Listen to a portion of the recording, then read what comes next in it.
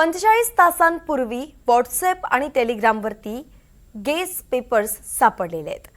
चुरू इथल्या एका तरुणानं हा पेपर सीकरमधील एका कोचिंग इन्स्टिट्यूटला पाठवला होता। केरळमधील एका MBBS विद्यार्थ्यानं हा पेपर चुरूच्या विद्यार्थ्याला पाठवला होता।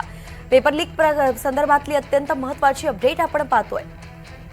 रामराजे शिंदे आपले प्रतिनिधी आपल्यासोबत जोडले गेलेत। रामराजे, तपास अगदी खोलात जातोय आणि अनेक लिंक्स सापडतायत, या लिंक संदर्भातली अपडेट। बिलकुल, आणि आपल्या NDTVच्या हाती जो व्हिडिओ लागलेला आहे त्या व्हिडिओच्या माध्यमातून स्पष्टपणे हे दिसून येते की पेपर लीक हा कसा केला जात होता।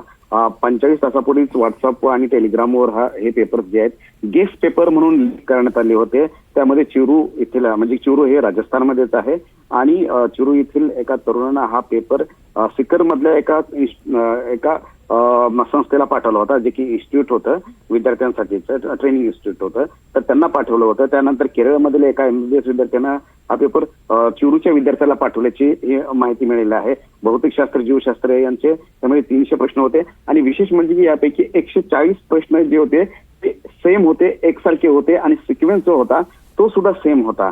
त्यामुळे हा गेस्ट पेपर कुठेतरी लीक करण्यात आला होता ओरिजिनल पेपरमधून, हे स्पष्ट झालेलं आहे। राजस्थानच्या स्पेशल ऑपरेशन या संदर्भामध्ये तपास जो आहे तो सुरू केलेला आहे। आता CBI कडे तपास केलेला आहे, मात्र सीकर असेल, झुंझुनू असेल, देहरादून असेल, इथून साधारणतः 13 जणांना ताब्यात घेतल्याची माहिती मिळते। आणि त्यामुळे हा संबंध जो आहे तो राजस्थान, केरळ, अर्थातच 13 जणांना ताब्यात घेतलं असून जवळपास 5 राज्यांमध्ये ही साखळी पसरल्याचं कळतंय। रामराजे, धन्यवाद सविस्तर अपडेटसाठी।